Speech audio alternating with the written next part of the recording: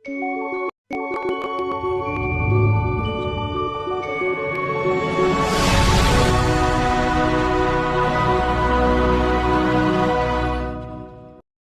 పరిశుద్ధ నామానికి వందనాలు.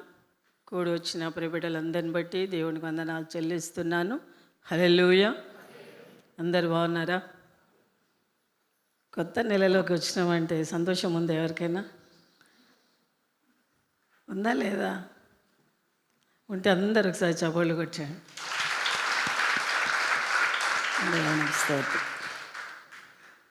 మరి నూతన నెలలోకి 8వ మాసం. మరి దేవుడు మనందరినీ కూడా ప్రవేశపెట్టినందుకు దేవునికి వందనాలు. ఎందుకంటే మన రోజులు కూలివాని రోజులు.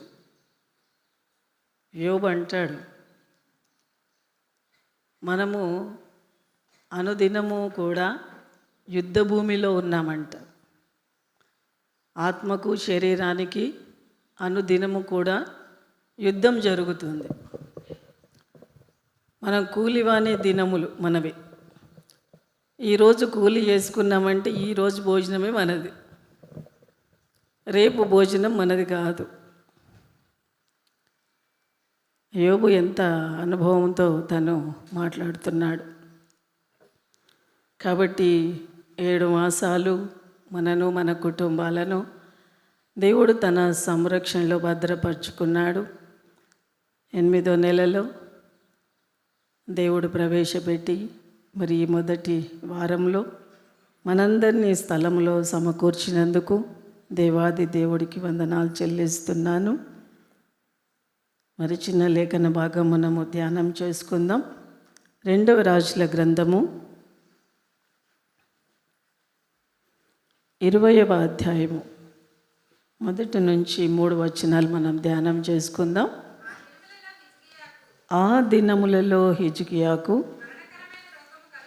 మరణకరమైన రోగం కలగగా ఆమోజు కుమారుడును ప్రవక్తయునైన యెషయా అతని యొద్దకు వచ్చి, నీవు మరణమగుచున్నావు, బ్రతుకవు కనుక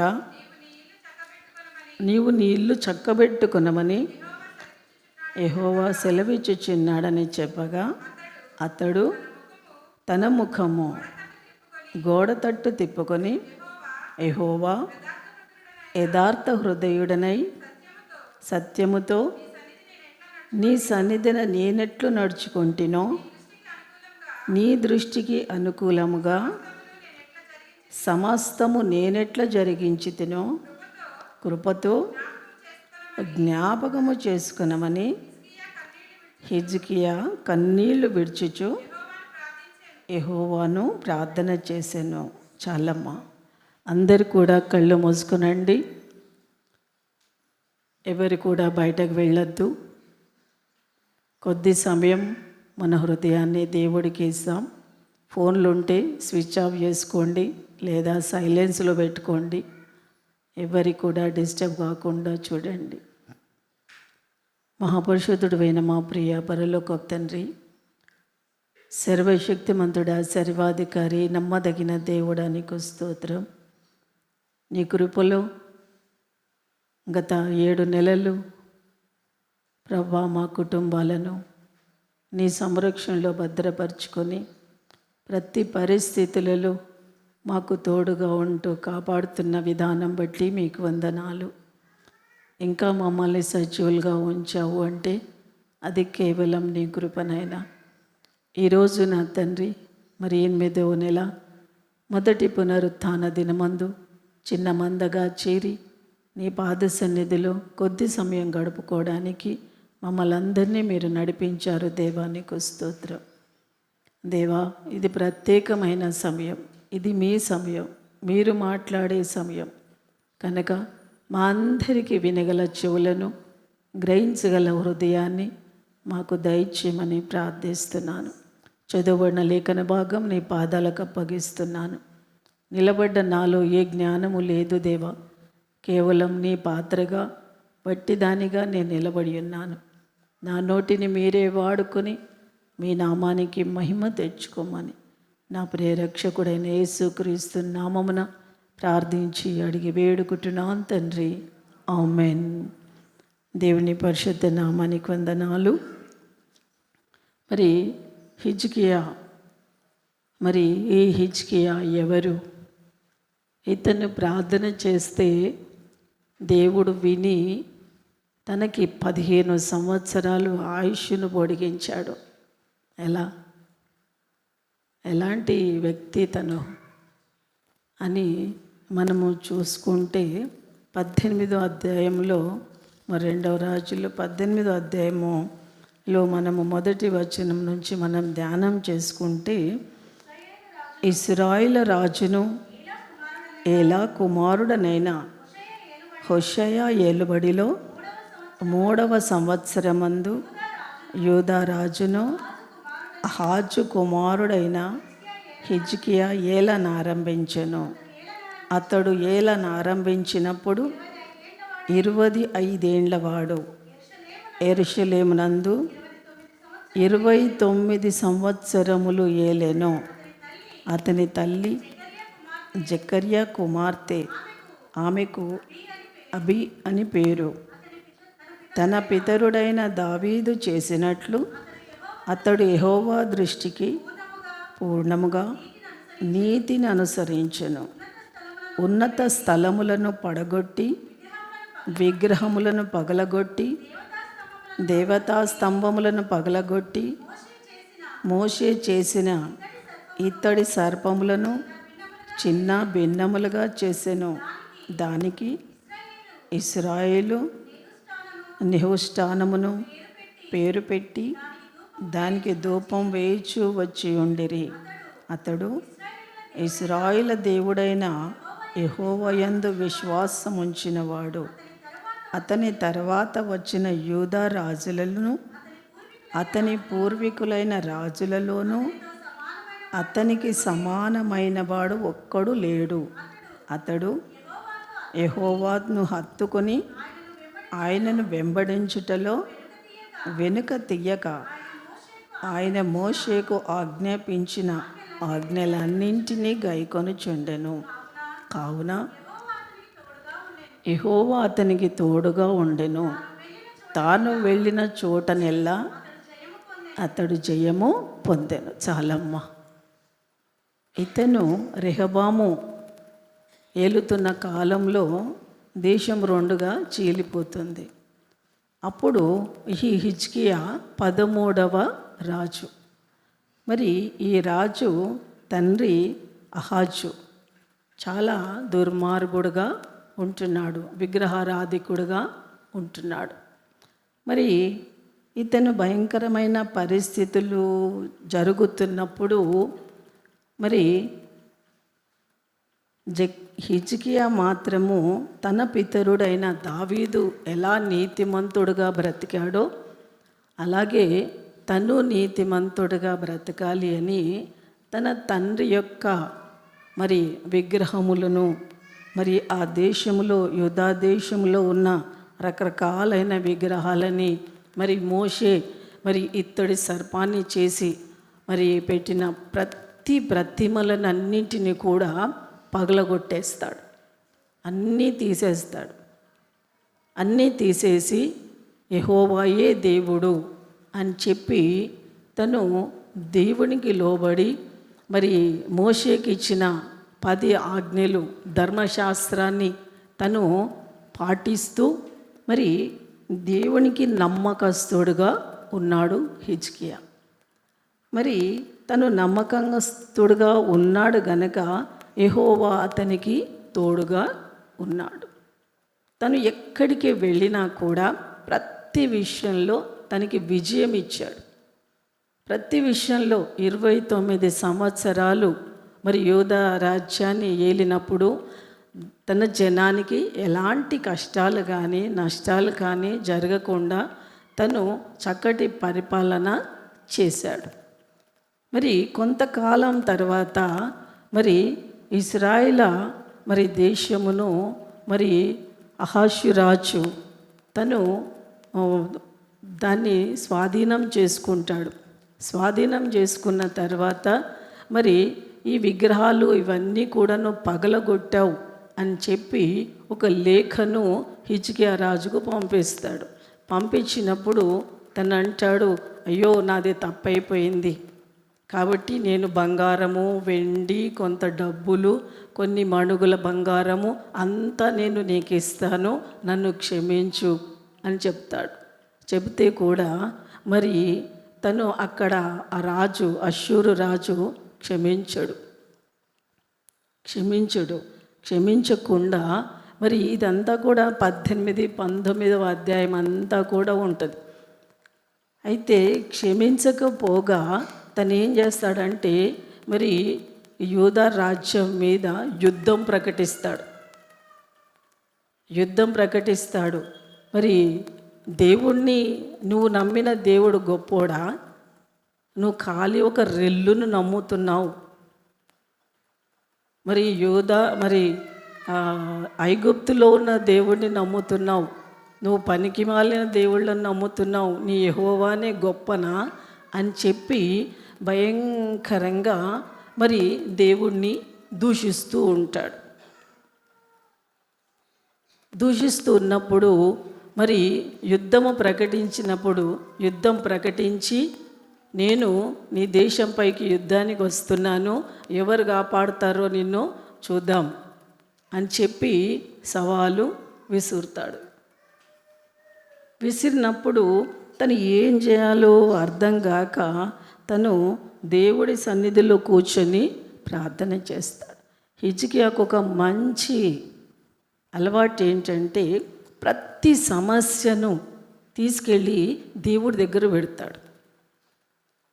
మనము మన స్వనీతి, మన సొంత తలంపులు, మన సొంత ఆలోచనలు అవన్నీ కూడా వ్యర్థము, అన్యుల ఆలోచనలన్నీ కూడా వ్యర్థపరుస్తాను, యెహోవా ఆలోచన సదాకాలము నిలుస్తుంది అని ప్రభువు చెప్తున్నాడు. మరి దేవుని ఆలోచన మన జీవితాలలో సదాకాలము నిలుస్తుంది. మన ఊహలు, ఉద్దేశాలు, మన ఆలోచనలు అన్నీ కూడా పనికి మాలినవే. దేవుడి దృష్టిలో అవన్నీ కూడా మురికి గుడ్డలు, పనికి రాని ఆలోచనలు మనం ఎక్కువ చేస్తాం. పనికి వచ్చే ఆలోచనలు చాలా తక్కువగా మనకు తక్కువగా చేస్తూ ఉంటాం. కాబట్టి ఇక్కడ మరి ఈ దావీదు తన పితరుడైన మరి దావీదు నడిచిన మార్గంలో తను నడవాలనే తీర్మానం తీసుకున్న మరి హిజ్కియా తను దేవుడి సన్నిధిలో ప్రతి పరిస్థితులు దేవుడి సన్నిధిలో పెడుతున్నాడు, ప్రార్థన చేస్తున్నాడు. ఏమని ప్రార్థన చేస్తున్నాడంటే 19వ అధ్యాయం చూద్దాం, 15వ వచనం నుంచి చదువుదాం. యెహోవా సన్నిధిని ఇట్లని ప్రార్థన చేసెను, యెహోవా కేరూబుల మధ్యలో నివసించుచున్న ఇశ్రాయేలు దేవా, భూమి ఆకాశములను కలగజేసిన దేవా, అద్వితీయ దేవా, నీవు లోకమందున్న సకల రాజ్యములకు దేవుడవై ఉన్నావు. యెహోవా చెవియొగ్గి ఆలకింపుము, యెహోవా కన్నులు తెరిచి దృష్టి ఉంచుము. జీవము గల దేవుడవైన నిన్ను దూషించుటకై సెన్హరీబు పంపిన వాని మాటలను చెవినబెట్టుము. యెహోవా అష్షూరు రాజులు ఆ జనములను వారి దేశములను పాడు చేసి వారి దేవతలను అగ్నిలో వేసినది నిజమే. ఆ రాజ్యముల దేవతలు నిజమైన దేవుళ్ళు కాక మనుష్యుల చేత చెయ్యబడిన కర్రలు రాళ్లే గనుక వారిని నిర్మూలము చేసిరి. యెహోవా మా దేవా, లోకమందున్న సమస్త జనములు నీవే. నిజముగా అద్వితీయ దేవుడవైన యెహోవావని తెలుసుకొనున్నట్లు అతని చేతిలో నుండి మమ్ములను రక్షింపుము. దేవుడి సన్నిధిలో ప్రార్థన చేస్తున్నాడు. ఏమని అంటే, మరి నీవు సమస్తము కలగజేసిన దేవుడవు నీవే కదా, మరి నేనైతే అవి నిజమైనవి కావు అని చెప్పి నేను అన్నీ తీసి పడేశాను. ఈరోజు మరి అష్షూరు రాజును వారి దేశమును నువ్వు పాడు చేసి మమ్మల్ని కాపాడు అని చెప్పి ప్రార్థన చేస్తున్నాడు. మనం కూడా ఇప్పటి పరిస్థితి ఇలాంటి పరిస్థితి. క్రైస్తవులకి ఎక్కడ కూడా సెక్యూరిటీ లేదు. చాలామంది ఈ టైంలో మేము క్రైస్తవులము అని చెప్పుకోవడానికి కూడా భయపడుతున్నారు. నేను మెడ్ ప్లేస్ హాస్పిటల్ తీసుకెళ్ళాడు బాబు. తీసుకెళ్తే అక్కడ ఒక సిస్టర్ ఉంది. తను నన్ను చూస్తుంది, నవ్వుతుంది. నన్ను చూసి ఎందుకు నవ్వుతుంది? నన్ను ఎప్పుడైనా చూసిందేమో అని నేను అనుకుంటున్నా. ఎవ్వరు లేని అటు ఇటు చూస్తూ ఉంది. చూసి నాకు చెక్ చేయడానికి లోపలికి తీసుకెళ్ళి మెల్లగా చెవు దగ్గర, మీరు క్రిస్టియనా? చూడండి ఎంత భయం. ఎందుకు అట్లా అడుగుతున్నావు అని నేను అడిగితే, ఇది హాస్పిటల్ కదా, మళ్ళీ మేము ఏదైనా మతాలు మారుస్తున్నాము, మతాల గురించి చెప్తున్నాము అని చెప్పి మా ఉద్యోగాలు తీసేస్తారు అని చెప్తూ ఉంది. అంటే ఎలాంటి పరిస్థితి లోకంలోకి వచ్చింది, ఎలాంటి పరిస్థితులలో మనం ఉన్నాము. క్రైస్తవులము అని చెప్పుకోవడానికి కూడా భయపడే పరిస్థితులు ఇప్పుడు కలుగుతున్నాయి. ఇళ్ళల్లో ప్రేయర్ పెట్టుకున్న డైరెక్ట్గా వచ్చి గొడవలు చేసే పరిస్థితులు చాలా జరుగుతున్నాయి. దేవుని కృప, మన దగ్గర ఆ సమస్య లేదు. అయినా కూడా దేవుడు కృపతో నడిపిస్తున్నాడు. మరి అలాంటి పరిస్థితులలో మనము ఎవరిని ఆశ్రయించాలి?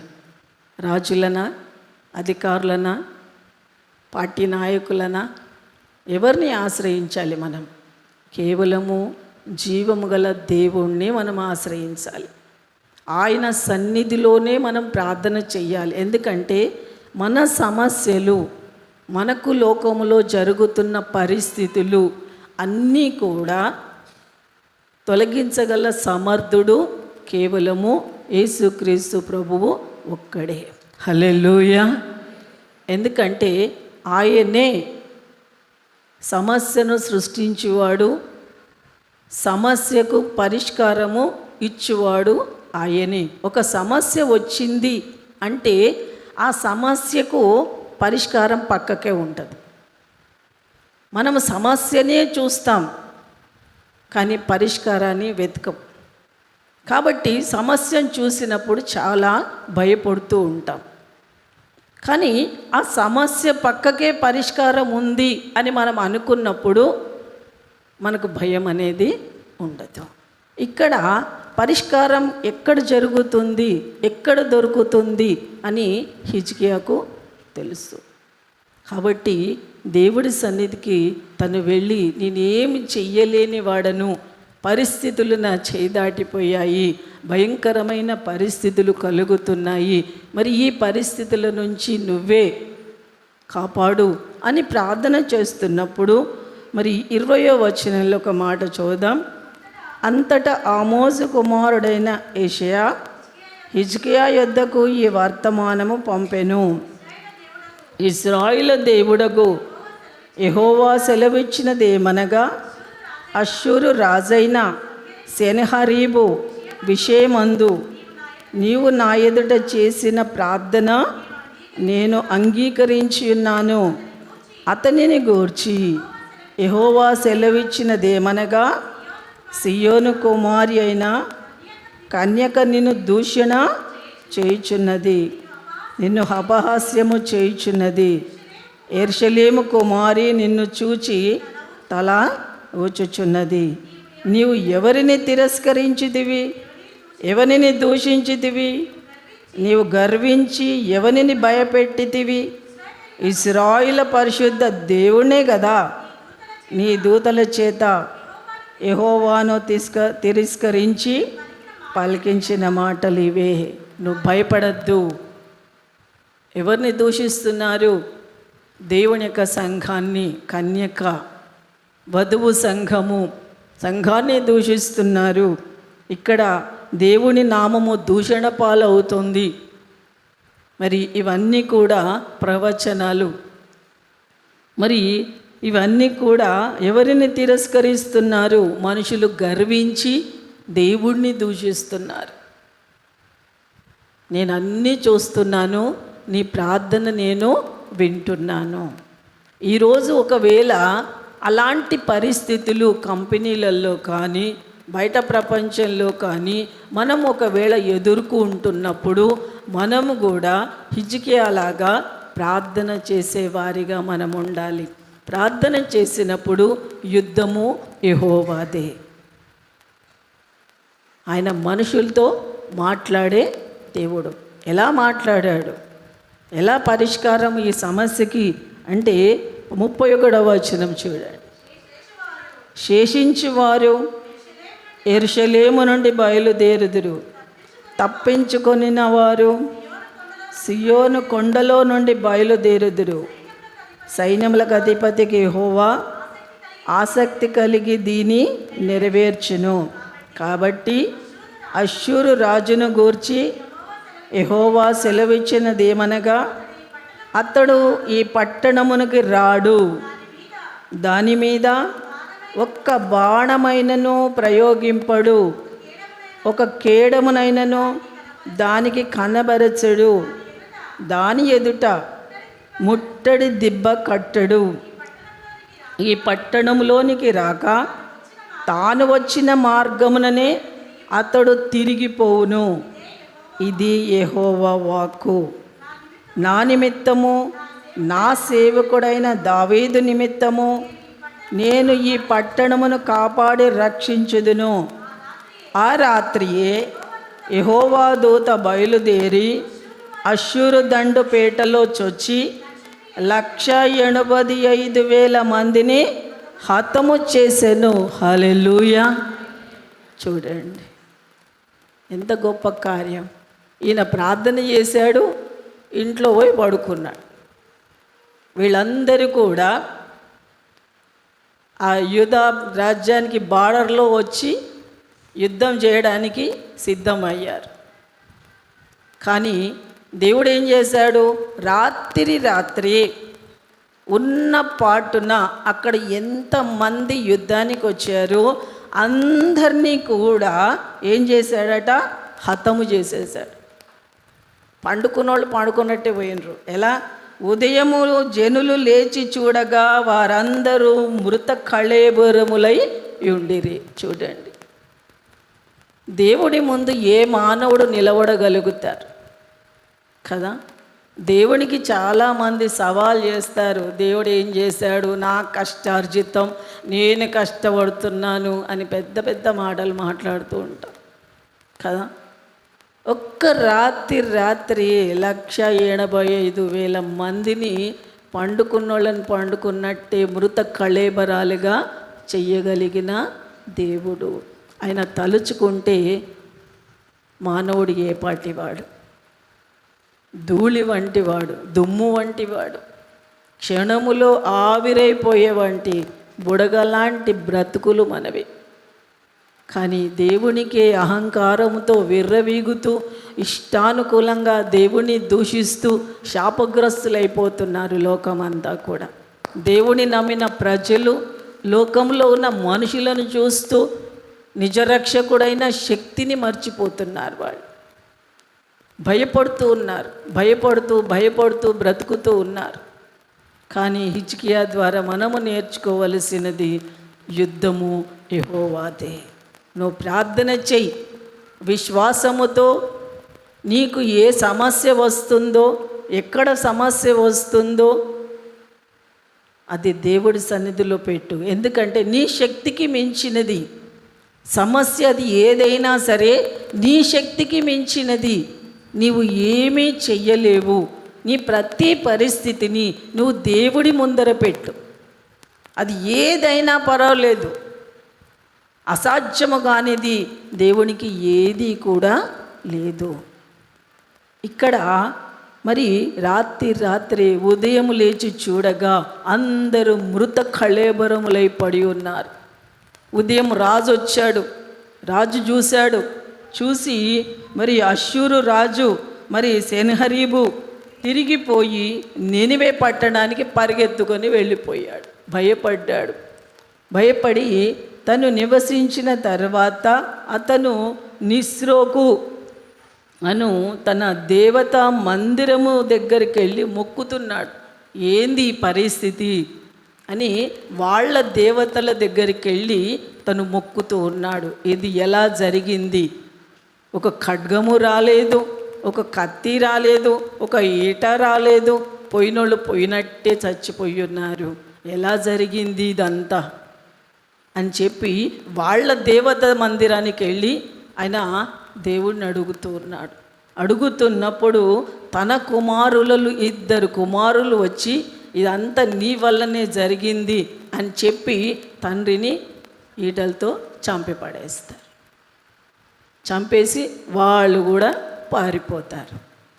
అంటే దేవుడు చేసే కార్యాలు మనుషుల కంటికి కనిపించవు, మనుషుల హృదయానికి అర్థం కాదు. నువ్వు చూస్తుంటావు తప్ప నీకు ఏమీ అర్థం కాదు. అంటే ఆయన ఆశ్చర్య కార్యములు, ఆయన అద్భుత కార్యములు అవి మనకు అర్థం కాదు. కేవలము మనము చెయ్యవలసిన పని ఒక్కటే, ప్రార్థన. నేను రిక్తురాల్ని, నేను రిక్తుణ్ణి, నీ 2 చేతులు ఆయన వైపు చూపినప్పుడు నాదంటూ ఏమీ లేదు. నేను బలహీనురాల్ని, బలహీనుణ్ణి, నా వల్ల కావట్లేదు, ఈ మనుషులను ఎదిరించడానికి నాకు శక్తి లేదు, కంపెనీలలో ఇలా జరుగుతుంది, మరి ప్రసాదాలు తినమంటున్నారు, మరి పూజలు చేయమంటున్నారు, మరి బలవంతంగా నన్ను ఏదో ఒక రకంగా ఈ ఊబిలోకి నన్ను లాక్కొస్తున్నారు. నేను అవిటికి సరెండర్ అయిపోతే నేను శాపగ్రస్తుడిని అయిపోతాను, నా కుటుంబం పతనం అయిపోతుంది. మరి నేను అవిటికి బానిసను కాకుండా నీ శక్తితో ఈ సమస్య నుంచి కాపాడమని ప్రార్థన చెయ్యాలి. ప్రార్థన చెయ్యాలి. ప్రార్థన చేసినప్పుడు ఖచ్చితంగా ప్రార్థన వినే దేవుడు ఆయన. ఖచ్చితంగా మన సమస్యకు పరిష్కారం ఇచ్చే దేవుడు ఆయన. మరి ఇంత అద్భుతాలు హిజ్కియా జీవితంలో 29 సంవత్సరాలు తను ఏలుబడిలో ఎంతో చక్కగా జరుగుతున్న తన జీవితంలో తనకు భయంకరమైన ఒక రోగం కలిగింది. ఏ రోగం అంట? మరణమైపోయి రోగం. మరి వృద్ధాపంకి వచ్చాడేమో మనకు తెలియదు కదా. మరణకరమైన రోగము తనకి కలిగింది. మరి ఈ మరణకరమైన రోగం తనకు కలిగినప్పుడు తను దేవుడి సన్నిధిలో ప్రార్థన చేస్తున్నాడు. ఏమని ప్రార్థన చేస్తున్నాడు? యెహోవా యథార్థ హృదయుడనై సత్యముతో నీ సన్నిధిని నేనెట్లు నడుచుకున్నానో, నీ దృష్టికి అనుకూలముగా సమస్తమును నేనెట్లు జరిగించానో ఒక్కసారి జ్ఞాపకం చేసుకో చాలుమా.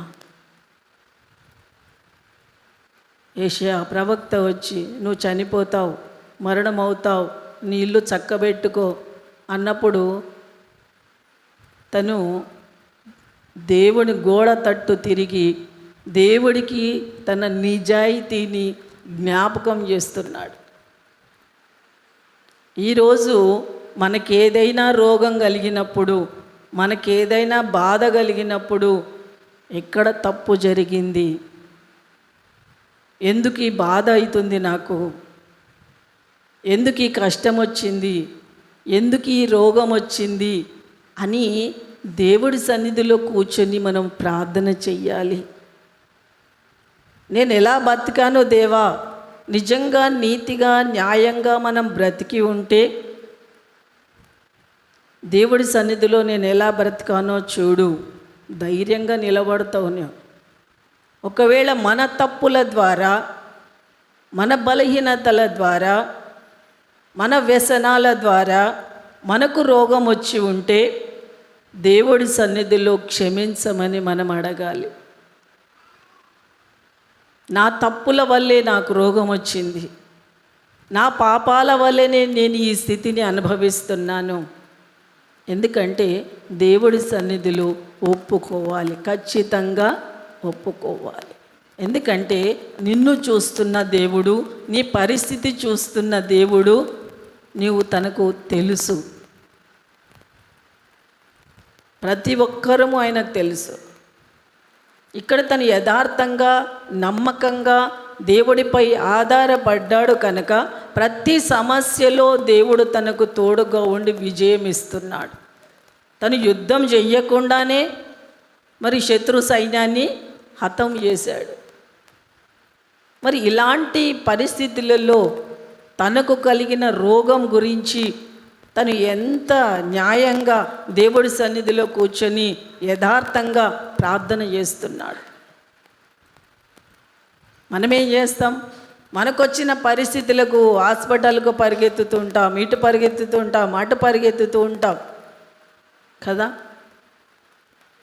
కానీ మనం ఎటో పరిగెత్తే ముందు దేవుని సన్నిధిలో కూర్చొని ప్రార్థన చేయి. ఇది ఎందుకు వచ్చింది? ఇలాంటి పరిస్థితి నాకే ఎందుకు వచ్చింది? ఇలాంటి పరిస్థితి నా కుటుంబానికే ఎందుకు వచ్చింది? మనం ఎవరిని నిందించవలసిన అవసరం లేదు. వాళ్ళ ద్వారా వచ్చింది, వీళ్ళ ద్వారా వచ్చిందో, వాళ్ళ ద్వారా ఎవరిని నిందేయవలసిన అవసరం లేదు. నీకు నీవుగా నిందేసుకుంటే నీకు నీవుగా నింద వేసుకో, తిట్టుకుంటే నీకు నీవుగా తిట్టుకో, మెచ్చుకుంటే నీకు నీవుగా మెచ్చుకో. దేవుడి సన్నిధిలో ప్రార్థన చెయ్యాలి. నీ పరిస్థితిని నువ్వే దేవుడి దగ్గర చూపెట్టాలి. ఎందుకంటే ఇక్కడ భయంకరమైన రోగం మరి మంచిగా బ్రతుకుతున్న టైంలో సడన్గా వచ్చేసింది ఇది. మనము దేవుడి సన్నిధిలో కూర్చొని హిజ్కియాలాగా ప్రార్థన చెయ్యాలి. నీ ఇల్లు చక్కబెట్టుకో అనగానే ఆయన గాబరా పడలేదు. ఎందుకు దేవా ఇలా చెప్తున్నావు అని అనలేదు. బతిమలాడుతున్నాడు. నా జీవితం ఎలాంటిదో నీ దృష్టికి అనుకూలంగా నేను నడుచుకున్నాను కదా, ఒక్కసారి నన్ను జ్ఞాపకం చేసుకో. మరి దేవుడు తన యథార్థవంతుడుగా ఉన్నాడు, నమ్మకంగా ఉన్నాడు గనక తనకు 15 సంవత్సరాలు ఆయుష్ను పొడిగించాడు. హల్లెలూయా. తన తప్పులు తను ఒప్పుకున్నాడు, తన నిజస్థితిని తను తెలుసుకున్నాడు, తన జీవితం ఏంటి అని తను అర్థం చేసుకున్నాడు. కనుక దేవుడికి అది ప్రీతికరమైనది. ఎందుకంటే దేవుడు దీనులను కటాక్షించే దేవుడు. ఒక మంచి మాట మనం చూసుకుందాం. కీర్తనలు 37వ అధ్యాయం చూద్దాం. 8వ వచనం చదువుదాం. కోపము మానుము, ఆగ్రహము విడిచిపెట్టుము, వ్యసన పడకుము, అది కీడుకే కారణము. కీడు చేయువారు నిర్మూలమగుదురు. యెహోవా కొరకు కనిపెట్టుకొని వారు దేశమును స్వతంత్రించుకొందురు. ఇక కొంతకాలము వరకు భక్తిహీనులు లేకపోదురు. వారి స్థలములు జాగ్రత్తగా పరిశీలించినను వారు కనబడకపోదురు. దీనులు భూమిని స్వతంత్రించుకొందురు, బహుక్షేమము కలిగి సుఖించెదరు. చూడండి, దేవుడి వాగ్దానాలు ఎంత గొప్పవి. కోపం మానండి. ఈరోజు ప్రజలు మరి మనపై ఒత్తిడి తెస్తున్నప్పుడు మనకు చాలా కోపం వస్తుంది. కోపం వద్దు. అవమానాలు వస్తున్నాయి, నిందలు వస్తున్నాయి, దేవుని గురించి దూషిస్తున్నారు, మమ్మల్ని దూషిస్తున్నారు, చెడ్డ మాటలు పలుకుతున్నారు, లోకమంతా దేవుని తిడుతున్నారు, దేవుని నమ్మిన మమ్మల్ని తిడుతున్నారు. కోపము వద్దు, ఎందుకంటే వ్యసన పడకు, ఎందుకంటే యెహోవా కొరకు కనిపెట్టుకొని వారు దేశాన్ని స్వతంత్రించుకుంటారు. ఇక కొంతకాలం భక్తిహీనులు లేకపోదురు. చూడండి, మనం వెతికినా కూడా భక్తిహీనులు కనబడరంట, దుర్మార్గులు కనబడరు. ఎందుకంటే వాళ్ళు నిర్మూలమైపోతారు, దేవుణ్ణి దూషించి నాశనమైపోయారు. కాబట్టి ఇక్కడ ఏమంటున్నా అంటే, మరి వారి స్థలములు జాగ్రత్తగా మనం పరిశీలిస్తే కూడా వాళ్ళు కనపడరు. ఒకప్పుడు మేము యేసుక్రీస్తు ప్రభు నమ్ముకున్నాము అని తెలిసినప్పుడు ఊర్లో అందరూ కూడా వీళ్ళకి అమెరికా నుంచి బాగా డబ్బులు వస్తున్నట్టున్నాయి,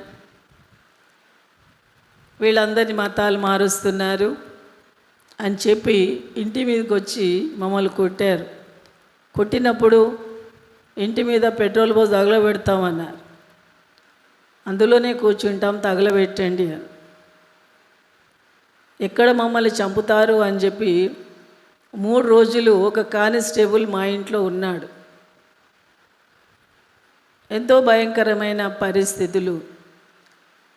మా ఇంటికి ఎవరు వచ్చినా కూడా వాళ్ళని రానియకుండా కొట్టి పంపించేవాళ్ళు. భయంకరమైన పరిస్థితులు. ఎవ్వరు కూడా మాట్లాడేవాళ్ళు లేరు. మేము ఇద్దరమే, మా 2 చిన్నపిల్లలు. మాతో మాట్లాడడానికి కూడా గ్రామంలో భయపడుతూ ఉన్నారు. ఇలాంటి పరిస్థితులలో మమ్మల్ని వెలివేయాలి, ఊళ్ళ నుంచి వెలగొట్టాలి అనే తీర్మానం తీసుకున్నారంతా. కానీ దేవుడు గొప్పవాడు, నిలబెట్టాడు. ఎవరైతే మమ్మల్ని వెలగొట్టాలి అనుకున్నారో, ఎంతమంది అయితే మా ఇంటి మీదకి వచ్చారో, ఇప్పుడు నేను చూద్దామంటే ఒక్కరూ లేరు. హల్లెలూయా. మేమే ఉన్నాం అక్కడ. 40 సంవత్సరాలు మేమే ఉన్నాం. ఎందుకంటే నేనే ఒక ప్రత్యక్ష సాక్షిని. ఎందుకంటే మనం చూద్దామన్న వాళ్ళు మనకి కనబడరు. భక్తిహీనులు ఎప్పుడు కూడా ఉండరు. దేవుణ్ణి దూషించిన వాడు ఖచ్చితంగా నాశనమైపోతారు. కాబట్టి మనము దేవుణ్ణి దూషిస్తున్నారు అని మనం భయపడవలసిన అవసరం లేదు. మనం ప్రార్థన చెయ్యాలి, వాళ్ళ కోసం ప్రార్థన చెయ్యాలి. తిమోతికి చెప్తాడు, తిమోతి నువ్వు సంతోషంగా బతకాలి, మరి సుఖంగా బతకాలి అంటే దేశం కోసం, నీ గ్రామం కోసం నువ్వు ప్రార్థన చెయ్యి. నీ దేశంలో, నీ గ్రామంలో ఉన్న భక్తిహీనులందరి కోసం ప్రార్థన చెయ్యి. రక్షణ లేని వారి కొరకు ప్రార్థన చెయ్యి. ఎందుకంటే నీవు సుఖంగా ఉండాలి, సంతోషంగా ఉండాలి కనుక. కాబట్టి మరి దీనులు భూమిని స్వతంత్రించుకుంటారు. నేను రాత్రి 2 అవుతున్నప్పుడు ఈ వాక్యం చదువుతున్నప్పుడు నాకు నేను నవ్వుకుంటున్నాను. నేను అనుకుంటున్నాను, మొత్తం ఈ భారతదేశం అంతా మా క్రైస్తవులకు ఇచ్చేస్తాడు దేవుడు అనుకుంటున్నాను. హల్లెలూయా అనుకుంటున్నాను. ఎందుకంటే భక్తిహీనులు ఒక్కడు కనపడడు, యేసుక్రీస్తు ప్రభు నమ్ముకున్నోళ్ళే కనపడతారు. అక్కడ వాళ్ళు ఎలా ఉంటారట? బహుక్షేమము కలిగి సుఖంగా ఉంటారు. దేవుని నమ్మిన ప్రజలకు ఎల్లప్పుడూ కూడా తను సుఖంగా అన్ని వనరులు సమకూర్చే విధంగా దేవుడు చేస్తాడు. దేన్ని కూడా మనం పరిగెత్తవలసిన అవసరం లేదు. అవే మన దగ్గరికి తగిన సమయంలో అన్నీ సమకూర్చువాడు ఆయనే. కేవలం ప్రార్థన ద్వారానే సమస్తము మనకు సమకూడి జరుగుతూ ఉన్నాయి. కాబట్టి హిజ్కియా జీవితంలో కూడా తన్ను తాను తగ్గించుకొని దేవుడి సన్నిధిలో ప్రతి పరిస్థితిలో తను ప్రార్థన చేస్తున్నాడు కనుక మరి తన ఎలాంటి యథార్థత కలిగిన మనిషి, ఎలాంటి వాడు అని దేవుడికి తెలుసు. అని అంటాడు, నన్ను ప్రేమించువాణ్ణి నేను ప్రేమిస్తాను, నన్ను ప్రేమించువాణ్ణి నేను ఆస్తికి కర్తలుగా చేస్తాను, వారి నిధులను నేను నింపుతాను. అంటే దేవుణ్ణి ప్రేమించడం అనేది మనం నేర్చుకుంటే ఖచ్చితంగా నీ కుటుంబాన్ని దేవుడు ఆశీర్వదిస్తాడు, అందులో డౌటే లేదు. యథార్థమైన ప్రేమ కావాలి ఆయనకి. యథార్థంగా పరిపూర్ణమైన విశ్వాసంతో నువ్వు ఆయనను వెంబడిస్తే ఖచ్చితంగా నీకు మేలు కలుగుతూ ఉంటుంది. ఇక్కడ హిజ్కియా జీవితంలో తనకు మేలు చేశాడు. దేవుడు తనను అర్థం చేసుకున్నాడు, ఇలాంటి వాళ్ళు ఇంకా బ్రతకాలి అని చెప్పి హిజ్కియాకు 15 సంవత్సరాల ఆయుష్ను పొడిగించాడు. పొడిగించినప్పుడు మరి చుట్టుపక్కల ఉన్న రాజ్యాలు, దేశాలు అన్నీ కూడా చాలా వింతగా ఆలోచిస్తున్నారు. తను యుద్ధం చేయకుండానే 1,85,000 మంది చంపేశారంట వాళ్ళ దేవుడు. హిజ్కియాకు మరణకరమైన రోగం కలిగింది. మరి ఆయనకి ఎలా 15 సంవత్సరాలు దేవుడు ఆయుష్నిచ్చాడో, ఇది ఒక వింత జరుగుతుంది ఆ దేశంలో అని చెప్పి బబులోను రాజు వాళ్ళు కొంతమందిని తీసుకొని, కొంచెం బంగారం మణులు అన్నీ తీసుకొని ఆ రాజును దర్శించడానికి, తన సాక్ష్యాన్ని వినడానికి ఆ దేశానికి వస్తారు. మరి ఇన్ని గొప్ప సంగతులు జరిగినప్పుడు మరి ఒక గొప్ప సాక్షిగా బయట కనపడుతున్నాడు హిజ్కియా. కనపడుతున్నప్పుడు అక్కడికి ఆ దేశానికి మరి 20వ అధ్యాయం చూద్దాం, 12వ వచనంలో. ఆ కాలమందు బబులోను రాజును బలదాను కుమారుడైన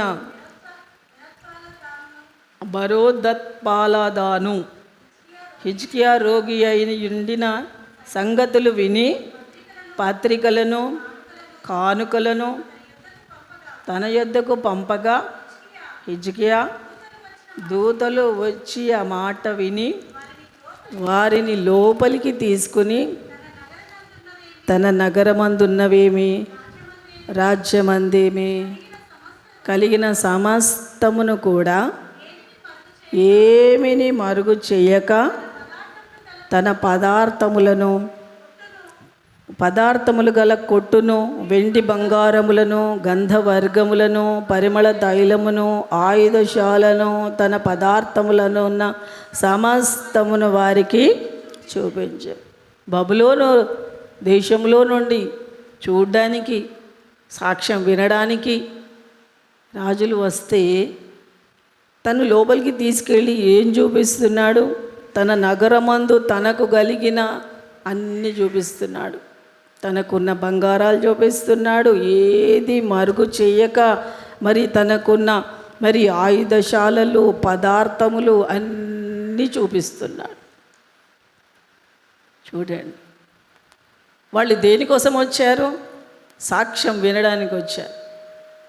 దేవుని శక్తిని వాళ్ళు విన్నారు. ప్రత్యక్షంగా హిజ్కియా సాక్ష్యం చెప్పాలి వాళ్ళకి.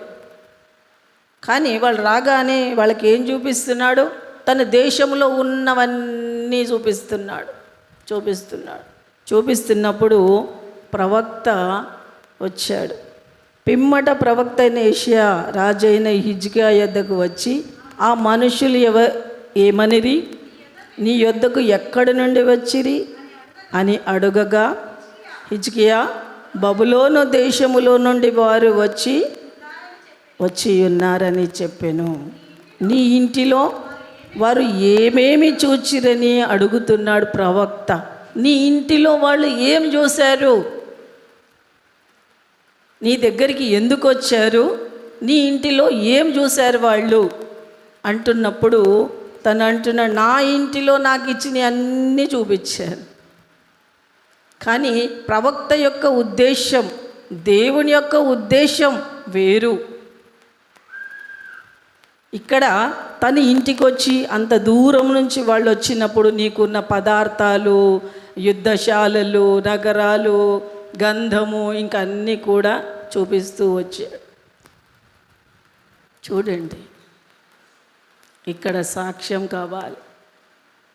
ఈరోజు మన కుటుంబాలలో ఎలాంటి పరిస్థితుల నుంచి దేవుడు మనని ఎలాంటి స్థితికి నడిపించాడు అన్నప్పుడు మనం సాక్షిగా ఉంటున్నామా? ఉద్యోగం ఇస్తే ఒక సాక్షిగా ఉంటున్నామా? ఇల్లు ఇస్తే సాక్షిగా ఉంటున్నామా? బిడ్డలు ఇస్తే సాక్షిగా ఉంటున్నామా? కుటుంబంలో ఏదైనా సమస్య తీరింది అంటే మనం సాక్షిగా దేవునికి నిలబడుతున్నామా? ఎన్ని మేలులు దేవుని చేత మనం పొందుకుంటున్నాం, కానీ ఒక్కనాడైనా సాక్షిగా మనం నిలబడ్డామా? ఈరోజు దేవుడు తన జీవితంలో ఎన్నో గొప్ప కార్యములు చేశాడు. మరణమైపోయే పరిస్థితి నుంచి 15 సంవత్సరాల ఆయుష్ను పొడిగిస్తే రాజు రాగానే ఫస్ట్ ఏం చెప్పాలా? నా జీవితంలో ఎన్ని అద్భుతాలు చేశాడు దేవుడు అని చెప్పాలి.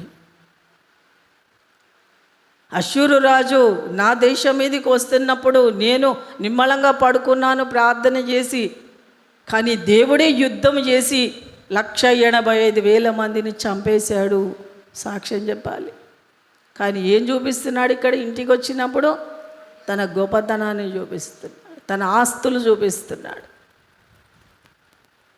నేను ఇలా, నేను అలా, నేను ఇంత డబ్బు సంపాదిస్తా, నేను గొప్పలు గొప్పలు గొప్పలు చెప్పుకుంటూ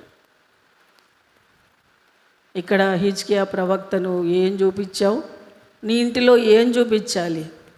నీ ఇంటిలో దేవుని సన్నిధిని చూపించాలి. హల్లెలూయా.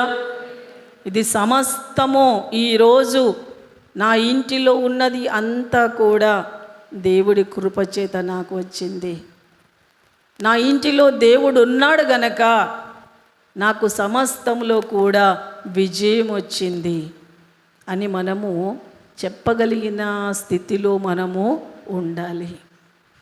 నాకు ఎన్ని పొలాలు ఉన్నాయి, అన్ని స్థలాలు ఉన్నాయి, నాకు ఇది ఉంది, అది ఉంది, ఇంత బంగారం ఉంది, ఇంత పెద్ద ఉద్యోగం ఉంది, నాకేంటి? కాదు, అవి కాదు. అహంకారము, గర్వం కాదు. గర్వము నాశనానికి మూలం. అహంకారం నేనే చేశాను, నా వలన జరిగింది, నా కష్టార్జితం కాదు. అది నిన్ను ఆశీర్వదిస్తేనే దేవుడి ద్వారా నీకు దొరికింది. నీకు నీవుగా ఏమీ చెయ్యలేవు. మరొక మాట చూద్దాం. యెషయా గ్రంథంలో 66వ అధ్యాయంలో మొదటి నుంచి మాట చదవండి. యెహోవా ఇలాగూ ఆజ్ఞ ఇచ్చుచున్నాడు, ఆకాశము నా సింహాసనం, భూమి నా పాదపీఠము. మీరు నా నిమిత్తం కట్టనుద్దేశించు ఇల్లు ఏపాటిది? నాకు విశ్రామ స్థానముగా మీరు కట్టనుద్దేశించినది ఏపాటిది? అవన్నీ నా హస్తకృతములు, అవి నా వలన కలిగినవని యెహోవా సెలవిచ్చుచున్నాడు. ఎవడు దీనుడై నలిగిన హృదయము గలవాడై నా మాట విని వణుకుచుండునో వాడినే నేను దృష్టి ఉంచి ఉన్నాను. చూడండి, ఎవడు దీనుడై నలిగిన హృదయము గలవాడై నా మాటకు వణుకుతాడో వాళ్ళ మీదనే నేను దృష్టి ఉంచి ఉన్నాను. భయపడాలట దేవుడికి, దేవుడి ఆజ్ఞలకు భయపడాలి. నలిగిన హృదయముతో దేవుడి సన్నిధిలో ఉండాలి. ఎందుకంటే సమస్తము నావే, సమస్తము కూడా నా వల్లనే కలిగినది అని దేవుడు చెప్తూ ఉంటే ఇక్కడ హిజ్కియా మాత్రము అన్నీ చూపిస్తూ ఉన్నాడు. మరి నీ ఇంటిలో అన్నీ చూపించావా అన్నప్పుడు ఆయన ఏమంటున్నాడు? హిజ్కియా, నా పదార్థములలో దేనిని మరుగు చేయక నా ఇంటిలోనున్న సమస్తము నేను వారికి చూపించి ఉన్నాను చెప్తున్నాడు. ప్రవక్త అడగగానే చెప్పేశాడు, అన్నీ చూపించేశాను, నా ఇంటిలో ఒక్కడి కూడా దాచుకోలే. చూడండి, అన్నీ మర్చిపోయాడు. ఇంత తొందరగా మర్చిపోతారు మనుషులు. చూడండి, అప్పుడు అంతటా యెషయా హిజ్కియాతో ఇట్లా, నేను యెహోవా సెలవిచ్చిన మాట విను.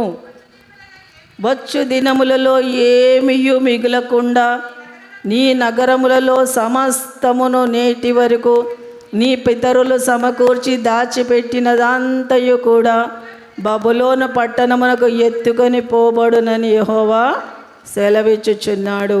మరియు నీ గర్భమందు పుట్టిన నీ పుత్ర సంతానమును బబులోను రాజు నగరమందు నపుంసకులుగా చేయుటకై వారును తీసుకొని పోబడుదురు. ఎంత పరిస్థితి చాలమ్మ. సాక్షిగా మనము నిలకబడకపోతే, సాక్షిగా ఈ లోకంలో మనం బ్రతకకపోతే దేవుడు ఏమంటున్నాడు? ఇప్పుడు నా మాట విను, నీకు ఎంత నేను ఇచ్చానో అంత కూడా నేను తీసేసుకుంటాను. ఏ బబులోను రాజుకైతే నువ్వు అన్నీ చూపించావో ఆ బబులోను రాజే వచ్చి మొత్తం నీ దేశాన్ని కొల్లగొట్టుకొని తీసుకుపోతాడు. నీ బిడ్డలను కూడా తీసుకొని నపుంసకులుగా చేసేస్తాడు తను. నీ దేశాన్ని మొత్తం చెరగొనిపోతాడు. ఏ రాజుకైతే నువ్వు చూపించావో అది దేవుని సాక్షిగా నువ్వు ఉంటే ఈరోజు ప్రవక్త నోటి నుండి ఆ మాట రాకపోయేది. ఈరోజు మనం ధన గర్వం కాదు, శరీర గర్వం కాదు, చదువు గర్వం కాదు, అందం గర్వం కాదు. ఈలోనిది ఏ గర్వంతో ఉన్నావో, ఏ హెచ్చింపుతో ఉన్నావో దాని మీదనే దేవుడు కొడతాడు. దాని మీదనే కొడతాడు దేవుడు. అది మనం మర్చిపోవద్దు. మనము అహంకారంతో విర్రవీగే విషయాలు కావు. దేవుడి సన్నిధిలో మరి నలిగిన హృదయము కలిగి దేవుడి సన్నిధిలో వణుకుతున్న వారి జీవితంలోనే దేవుడు వారికి సమస్తము ఇస్తాడు. హిజ్కియా వణుకుతున్న టైంలో, దేవుడి సన్నిధిలో కన్నీళ్లు గారుస్తున్న టైంలో దేవుడు సమస్తము తనకు సమకూర్చాడు. దేవుని ప్రేమ ఎలాంటిదో తనకు చూపించాడు. నువ్వు నిమ్మలంగా పడుకో, ప్రార్థన చేసావు కదా, నేను చూసుకుంటాను అని చెప్పి రాత్రి యుద్ధ భూమిలో సంహరించాడు శత్రు సైన్యాన్ని. అలాంటి గొప్ప దేవుని గురించి మనము సాక్ష్యం ఇచ్చేవారిగా ఉండాలి. నీకు ఏ చిన్నది మేలు చేసినా నువ్వు సాక్షిగా నిలబడడానికి ఇష్టపడాలి. నువ్వు నోరు మూసుకొని కూర్చున్నావా, ఒకనాడు దేవుడు ఇవన్నీ మూటగడతాడు. మూటగట్టి నీకు ఇచ్చినదంతా కూడా తీసి పడవేస్తాడు. చాలామంది చెప్తారు, ఒకప్పుడు మేము గొప్పగా బతికాము, కానీ ఇప్పుడు వచ్చి కంపెనీలో పని చేసుకునే పరిస్థితి వచ్చింది. మా మేడలు పోయాయి, మా బిల్డింగులు పోయాయి, మా పొలాలు పోయాయి, మా ఆస్తులు పోయాయి. ఎలా పోయాయి? ఒక్క తుఫాను వచ్చి కొట్టుకుపోయింది. చూడండి, విర్రవీగే మనస్సు మనకుంటే, అహంకార ధోరణి మనకుంటే దేవుడు ఖచ్చితంగా మనను పతనంకి మనము నడుస్తున్నాం. కాబట్టి ఎక్కడ కూడా ఇలాంటి మనస్సు మనకు ఒకవేళ ఉన్నట్లయితే దేవుడి సన్నిధిలో ప్రార్థన చేసుకుందాం. విరిగి నలిగిన హృదయం దేవునికి ఇష్టమైనది. ఆ విరిగి నలుగు హృదయం మనకు లేకపోతే, దేవా అలాంటి మనస్సు నాకివ్వు, కఠిన హృదయం నా నుండి తీసివేయి, విర్రవీగే హృదయం నా నుండి తీసివేయి, నా పాపాన్ని నా బలహీనతను నేను ఒప్పుకోలేక నిన్ను దూషిస్తున్నామేమో, దయతో నన్ను క్షమించు. హిజ్కియా గోడ తట్టు తిరిగి ప్రార్థన చేసినట్టుగా ఈరోజు మనము కూడా ప్రభు రాత్రి భోజనం మనం ముందున్నప్పుడు ఆయన తట్టు తిరిగి ప్రార్థన చేస్తాం. ఈరోజు మన మనస్సు ఎలాగ ఉంది? ఒకప్పుడు హిజ్కియా యథార్థంగా ఉన్నాడు, సత్యమును అనుసరించాడు. అలాంటి హిజ్కియాకు యెషయా ప్రవక్త చెప్పగానే, నీ పితరులు సంపాదించిన ఆస్తులు, నీ ఆస్తులు అన్నీ పోతాయి జాగ్రత్త అని చెప్పినప్పుడు మౌనం వహించాడు, ఏమీ అనలేకపోయాడు. ఈరోజు మన పరిస్థితులు ఎలా ఉన్నాయి? ఈరోజు బాగున్నాం, పర్వాలేదు కాదు. బాగుంటే కృతజ్ఞతగా ఉండు, బాగలేకపోతే ప్రార్థన చెయ్యి. రెండు పనులే క్రైస్తవులు చేయవలసినవి. కనుక అలా చేయుటకు మనందరికీ పరిశుద్ధాత్మ దేవుడు సహాయం చేయనుగాక. ఎందుకంటే అన్నీ నావే, అన్నీ నేనిచ్చినయే అంటున్నాడు. ఆకాశం నాదే, భూమి నాదే, భూమి మీద ఉన్న సమస్తము నాదే, నీదంటూ భూమి మీద ఏదీ లేదు. రా అంటే వచ్చి వెళ్ళిపోయే వాళ్ళం మనం. కాబట్టి ఎక్కడ కూడా అతిశయపడవలసిన పరిస్థితి మన జీవితాల్లో రాకుండా, దేవుడు నేను ఎంతగా హెచ్చిస్తే అంతగా నువ్వు తగ్గించుకొని ఉండు. నీ మాటల్లో తగ్గించుకో, నీ ఆలోచనలో తగ్గించుకో, నీ ప్రవర్తనలో తగ్గించుకో. నువ్వు ఎంతగా నువ్వు తగ్గించుకుంటూ ఉంటావో దేవుడు నిన్ను అన్ని విషయాల్లో అంతగా హెచ్చిస్తాడు. హిజ్కియాని హెచ్చించిన దేవుడు, ప్రతి పరిస్థితులలో తనకు తోడుగా ఉన్న దేవుడు ఈరోజు మనందరి కూడా తోడుగా ఉండాలని మనం ప్రార్థన చేస్తాం. కొద్ది మాటలు దేవుడు మన మేలుకై దీవించునుగాక. ఆమేన్. అందరి కళ్ళు మోసుకున్నట్లయితే చిన్న ప్రార్థన చేసుకుందాం. మహాపరిశుద్ధుడా, నమ్మదగిన దేవుడా, సర్వాధికారి, సకల ఆశీర్వాదాలకు దేవా నీకు వందనాలు.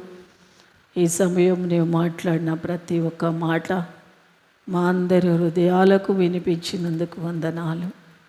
మేము తుచ్చమైన మానవులం, పనికి మాలిన వారం, ఈ భూమి మీద మాదంటూ ఏదీ లేదు అని గ్రహించలేని మందమత్తులుగా ఉంటున్నాం, అజ్ఞానులుగా ఉంటున్నాం. మీరిచ్చినది మరి దానిని స్వీకరిస్తూ సాక్షిగా ఉండలేకపోతున్నాం. క్షమించమని ప్రార్థిస్తున్నాను. ఆనాడు హిజ్కియా జీవితంలో ఎన్నో గొప్ప కార్యాలు చేశావు. బయట వాళ్ళు వచ్చి ఆ గొప్పతనాన్ని చూడడానికి వచ్చినప్పుడు నీ సాక్షిగా తను ఉండలేకపోయాడు. తనకిచ్చినయే చూపిస్తూ గొప్పగా తన్ను తానే హెచ్చించుకున్నాడు. కనుక నా తండ్రి, ఏ దేశానికి అయితే చూపించాడో, ఏ రాజులకైతే చూపించాడో వాళ్ళే వచ్చి మొత్తం తీసుకొని వెళ్ళిపోతారు. ప్రభా, ఎంత గొప్ప సంగతులు ఈరోజు మాకు బయలుపరిచిన దేవుడు. మా జీవితాల్లో కూడా మరి అలాంటి పరిస్థితులు రాకుండా మా గృహము నీ సాక్షిగా, మా మాటలు మీ సాక్షిగా, మా బ్రతుకులు మీ సాక్షిగా, మరి ఉద్యోగాల్లో ఉన్న, బయట ఉన్న, ఏ స్థలములో మేమున్నా మీ సాక్షులుగా ఉండునట్లుగా, మిమ్మల్ని హెచ్చించే వారిగా ప్రభా మమ్మల్ని అందరినీ సిద్ధపరచండి. పరిశుద్ధమైన బల్లలో పాలు పొందుతున్నప్పుడు మీరు నా తండ్రి మా కోసం తగ్గించబడ్డారు. మా కోసం సిలువ మరణం పొందినంతగా విధేయత చూపించారు. అలాంటి విధేయత ఈరోజు మేము చూపించే వారిగా, మమ్మల్ని మేము తగ్గించుకొని మీకు వణుకుచుండు వారిగా మమ్మల్ని అందరినీ సిద్ధపరచమని నా ప్రియరక్షకుడైన యేసు నామమున ప్రార్థించి అడిగి వేడుకుంటున్నాను తండ్రి. ఆమేన్. Thank you.